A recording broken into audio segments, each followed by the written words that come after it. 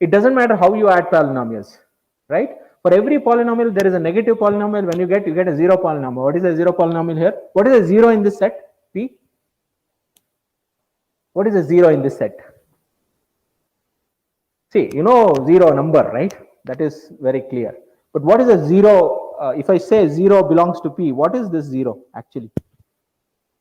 It's not the usual zero, right? What is this zero? It's well, it might sound strange or weird, but this is what the zero is, right? 0 plus 0 times x plus 0 times x squared. This is what we are talking about, all right? 0 means this, okay? Well, for the sake of notational simplicity, I'll just write it as 0.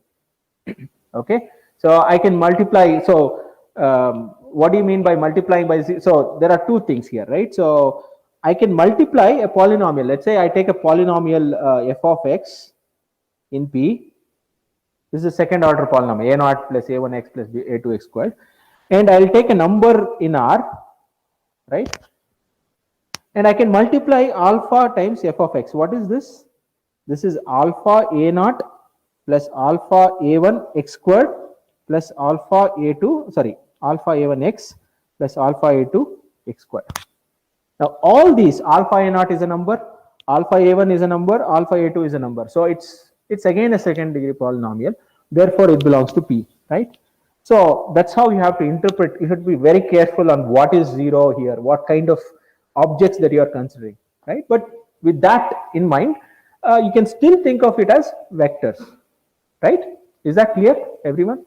It has its own advantages. We will see what are the advantages later on, or maybe you will see that in other courses. But what do you think is the advantage of this abstraction now? See, polynomials behave like vectors. Vectors, you know how things are. Matrices are like vectors, and many other things. We'll probably see a few more examples. So what is the advantage of that? If it's just pure abstraction, for fun, definitely you wouldn't be studying that in mathematics or data science for sure, right? So what is the advantage of this? So do you guys understand vectors better or polynomials? Huh? Vectors, right? Because you can do experimentation, you can see what things are, but you don't know how polynomials behave. But they are very similar according to this, right? Both behave similarly.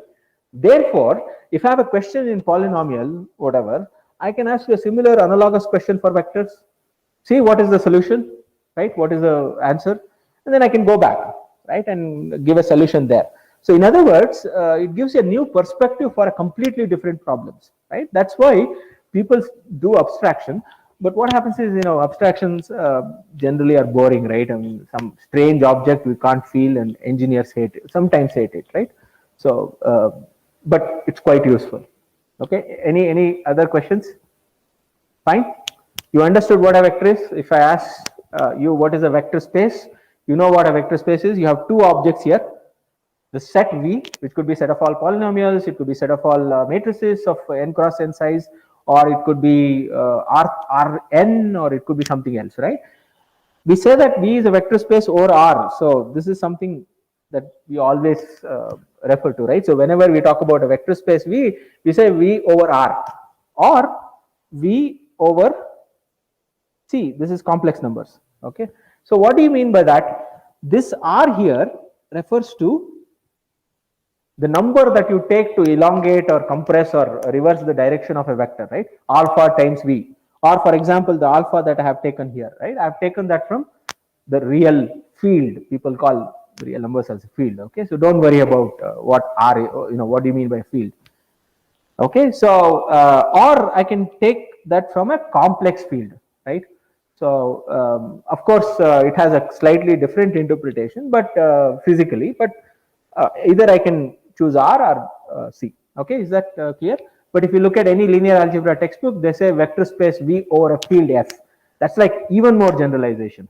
Okay, so I'll give one small example of that. So this is another example.